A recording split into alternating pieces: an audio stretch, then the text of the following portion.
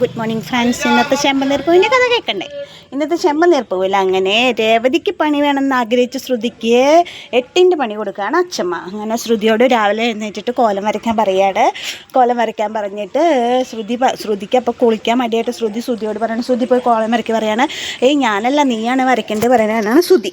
അങ്ങനെ ശ്രുതി പറയും, ഞാനൊരു കാര്യം ചെയ്യാം, ബാത്റൂമിൽ പോയിട്ട് തലയിലൊരു തുണ്ട് വെള്ളമാക്കിയിട്ട് തോർത്ത് കെട്ടിയിട്ട് വരാം, അപ്പോൾ കുളിച്ചു എന്ന് അച്ഛമ്മ വിചാരിച്ചോളം എന്നിട്ട് അങ്ങനെ ശ്രുതി നീട്ടിട്ട് പോവാണ്. അപ്പോൾ ശ്രുതിയോട് ശ്രുതി പറയണം, 9 മണി വരെയല്ലേ വെയിറ്റ് ചെയ്യേണ്ട ശ്രുതി, അത് കഴിഞ്ഞാൽ നമുക്ക് ഇവിടുന്ന് പോവാമല്ലോ, നീ ക്ഷമിക്ക്, നീ ഇപ്പോൾ തൽക്കാലം പോയിട്ട് കോലം വരയ്ക്കേ എന്ന് പറയണം. അപ്പോൾ ശ്രുതി അങ്ങനെ കോലം വരയ്ക്കാൻ വേണ്ടിയിട്ട് പോവുക. അച്ഛമ്മ പറയും, മോളെ നാളെ മുതൽ എൻ്റെ മോളാണ് കോലം വരയ്ക്കാനുള്ള പൊടിയൊക്കെ റെഡിയാക്കേണ്ടത്. പറയും, ഞാനോ ചോദിക്കുമ്പോൾ അതേ നീ തന്നെ, നീയല്ലേ വീട്ടിലെ മൂത്ത മരുമകൾ, അപ്പം നീയല്ലേ എല്ലാം ചെയ്യേണ്ടത്, നീയല്ലേ ഇവിടുത്തെ മഹാലക്ഷ്മി എന്നൊക്കെ പറഞ്ഞിട്ട് 8ൻ്റെ പണി കൊടുക്കുകയാണ് അച്ഛമ്മ.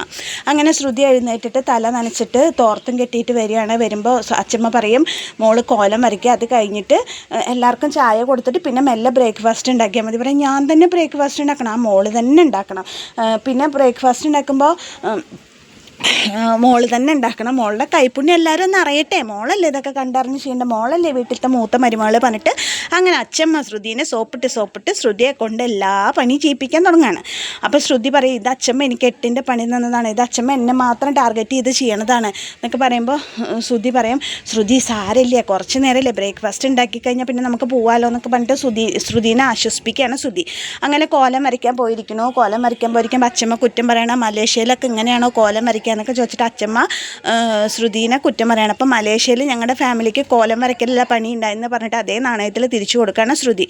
അത് കഴിഞ്ഞിട്ട് അപ്പോൾ അച്ഛമ്മ പറയാണ്, അങ്ങനെ പറയുമ്പോൾ അച്ഛമ്മ പറയാണ്, ഇങ്ങനെയാണോ കോലം വരയ്ക്കുക, ഇതാണോ കോലം വരയ്ക്കൽ, എനിക്ക് കോലം വരയ്ക്കലല്ല അച്ഛമ്മ പണി ഉണ്ടായെന്ന് പറഞ്ഞിട്ട് ശ്രുതി അങ്ങനെ വരയ്ക്കുക, കൈയൊക്കെ നല്ലോണം അങ്ങോട്ട് വളഞ്ഞ് വരട്ടെ എന്നൊക്കെ ഇവിടെ പറയുമ്പോൾ ശ്രുതി പറയും, ഇത്രയും വളഞ്ഞാൽ മതിക്ക് അറിയണ പോലെ ഞാൻ വരയ്ക്കുന്നു പറയണം. അപ്പോൾ ഇത് കണ്ടിട്ട് സച്ചി വരണം. സച്ചി ഒക്കെ എന്താ അപ്പോൾ ഇത് മേമന ഇല്ലാത്ത നമ്പൂരിയോ തമ്പുരാട്ടിക്കുട്ടി കോലം വരയ്ക്കണോ, പതിവില്ലാത്ത കാഴ്ചകളൊക്കെ കാണണ്ടല്ലോ, അങ്ങോട്ട് നല്ലോണം അങ്ങോട്ട് വളഞ്ഞ് വരട്ടെ എന്ന് പറയണം.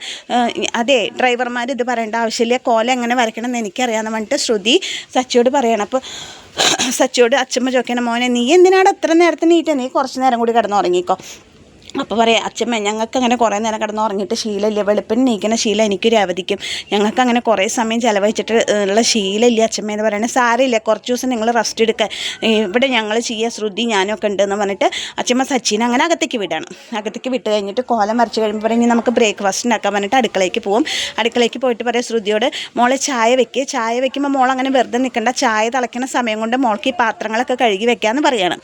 പാത്രങ്ങളോ ഞാൻ കഴുകണം, ആ മോള് തന്നെ കഴുകണം എന്ന് പറഞ്ഞിട്ട് അച്ഛമ്മ അവിടുന്ന് പോവാണ്. അച്ഛമ്മ അവിടുന്ന് പോകുമ്പോൾ ശ്രുതി നോക്കുമ്പോൾ തലേ ദിവസം അച്ഛമ്മയും സച്ചി രേവതിയൊക്കെ കഴിച്ച പാത്രങ്ങളൊക്കെ അവിടെ കൂടുന്നു കൂട്ടിയിട്ടുണ്ടാവും. ഇത് എന്നെ കൊണ്ട് മനഃപൂർവ്വം ചെയ്യിപ്പിക്കാൻ വേണ്ടി അച്ഛമ്മ ടാർഗറ്റ് ചെയ്ത്, ഇതൊക്കെ ഞാൻ എങ്ങനെ കഴുകുക, ജീവിതത്തിൽ ഞാൻ ഇതുവരെ ഞാൻ എച്ചി പാത്രങ്ങൾ കഴുകിയിട്ടില്ല, അയ്യോ എനിക്കിതൊന്നും സഹിക്കാൻ പറ്റുന്നില്ല എന്നൊക്കെ പറഞ്ഞിട്ട് അറപ്പും വെറുപ്പോടും കൂടിയിട്ട് ശ്രുതി ആ പാത്രങ്ങൾ കഴുകി വയ്ക്കുകയാണ്. ശ്രുതി ആ പാത്രങ്ങൾ കഴുകി വെച്ച് കഴിഞ്ഞിട്ട് ചായ വയ്ക്കുമ്പോൾ അച്ഛമ്മ രവീന്ദ്രനെ അവിടെ ഇരിക്കുന്നത്. അപ്പോൾ രവീന്ദ്രൻ പറയണം, അമ്മ എഴുന്നേറ്റോ, ഞാൻ പോയി ചായ ഉണ്ടാക്കിയിട്ട് വരാൻ പറയുമ്പോൾ നീ ഇവിടെ ഇരിക്കുക, ചായയൊക്കെ ഇവിടെ വരും, ശ്രുതി ചായ ഇടണ്ടേ പറയും.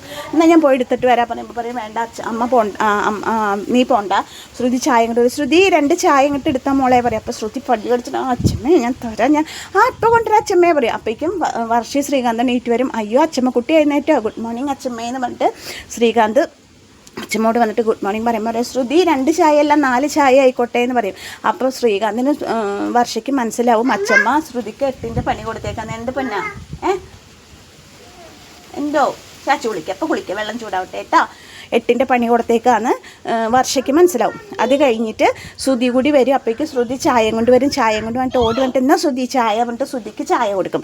ചായ കൊടുക്കുമ്പോൾ അച്ഛമ്മ ചോദിക്കുക, എന്താ അവന് മാത്രം എത്ര പ്രത്യേകതോ, ഇവിടെ വെക്ക് ആ ചായ പറഞ്ഞിട്ട് അങ്ങനെ 4 ചായ അവിടെ വെക്കും. ഓ അപ്പം ഇടണോ, എന്തേ വരാം, ഓ ആ അപ്പോൾ അങ്ങനെ ചായ അവിടെ വെക്കും. ചായ അവിടെ വെക്കുമ്പോൾ എല്ലാവരും എടുത്ത് കുടിക്കും. അപ്പോൾ ശ്രുതി പറയും, നല്ല ചായ ശ്രുതി, എന്തൊരു ടേസ്റ്റാണ് പറയും. അച്ഛമ്മ വായിൽ വെച്ചിട്ട് പറയും, ഇതാണ് ചായ, കാടിവെള്ളം പോലെ ഉണ്ട് എന്നൊക്കെ പറഞ്ഞിട്ട്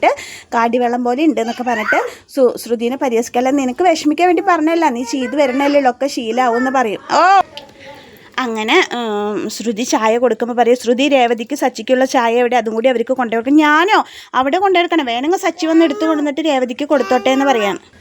എനിക്കൊന്നും പറ്റില്ല, വേണമെങ്കിൽ സച്ചി വന്ന് എടുത്തിട്ട് പൊക്കോട്ടെ പറഞ്ഞു. പറ്റില്ല, നിനക്ക് നിങ്ങളുടെ എല്ലാവരുടെ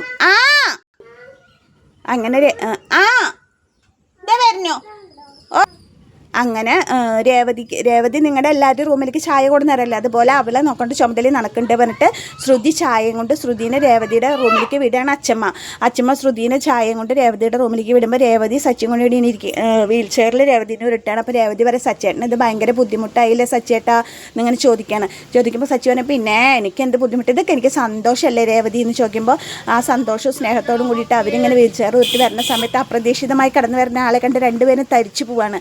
ആരാ വരണമെന്ന് ഓൾറെഡി ഞാൻ പറയേണ്ട ആവശ്യമില്ലല്ലോ. ഇവർക്ക് രണ്ടുപേർക്കുള്ള ചായയും കൊണ്ട് ഒരു കൊട്ട മോന്തി വീർപ്പിച്ചിട്ട് ശ്രുതി വരികയാണ്. അങ്ങനെ ശ്രുതി വന്നിട്ട് ഇവർക്കുള്ള ചായയും കൊണ്ട് വന്ന് ശ്രുതി വരുന്ന എൻട്രിയിലാണ് ഇന്നത്തെ ചെമ്പനീർപ്പൂ അവസാനിക്കുന്നത്. അപ്പം നാളത്തെ കഥയുമായി നാളെ വരെ. എന്തായാലും ശ്രുതിക്ക് 8ൻ്റെ പണിയുമായിട്ടാണ് അച്ഛമ്മ വന്നേക്കണത്, 100% ഉറപ്പാണ്. അപ്പോൾ ശ്രുതിയുടെ പുറത്തേക്കുള്ള ഔട്ടിങ് നടക്കുമോ നടക്കില്ലയോ ഒന്നും അറിയില്ല. ഇതിൻ്റെ ഇടയിൽ കൂടെ അച്ഛമ്മ വർഷേനെ എടുത്തിട്ട് പറയുന്നുണ്ട് മോൾ ഇതൊന്നും കേട്ട് പേടിക്കൊന്നും വേണ്ട എന്നൊക്കെ പറയുമ്പോൾ വർഷ പറയുന്നുണ്ട് എനിക്കറിയാം എനിക്കും ഇതുപോലെ പണി തരില്ല. അച്ഛമ്മ ചോദിക്കുമ്പോൾ അമ്പടി കാന്താരി നീ കൊള്ളാലോ, നീ രേവതിയുടെ അനിയത്തി തന്നെയാന്ന് പറഞ്ഞിട്ട് വാത്സല്യത്തോടു കൂടി അച്ഛമ്മ വർഷയുടെ പുറത്ത് തട്ടുണ്ട്. പക്ഷേ വർഷയും ശ്രീകാന്തും വളരെ നല്ലവരാന്ന് അച്ഛമ്മ ആ ദിവസം കൊണ്ട് മനസ്സിലാക്കി കഴിഞ്ഞേക്കാണ്. അപ്പം ഞാൻ ഇന്നത്തെ കഥ ഇവിടെ അവസാനിപ്പിക്കുകയാണ്. ഇനി നാളത്തെ കഥയുമായിട്ട് വീണ്ടും വരാം. വീണ്ടും ഞാൻ പറയാം കൂട്ടുകാരെ, എൻ്റെ ചാനലൊന്ന് ലൈക്ക് ചെയ്യുക, ഷെയർ ചെയ്യുക, സബ്സ്ക്രൈബ് ചെയ്യുക, എൻ്റെ വീഡിയോ ഫുള്ളായിട്ട് സ്കിപ്പ് ചെയ്യാതെ ഒന്ന് കണ്ട് സപ്പോർട്ട് ചെയ്യണേ. അപ്പോൾ എല്ലാവർക്കും നന്ദി.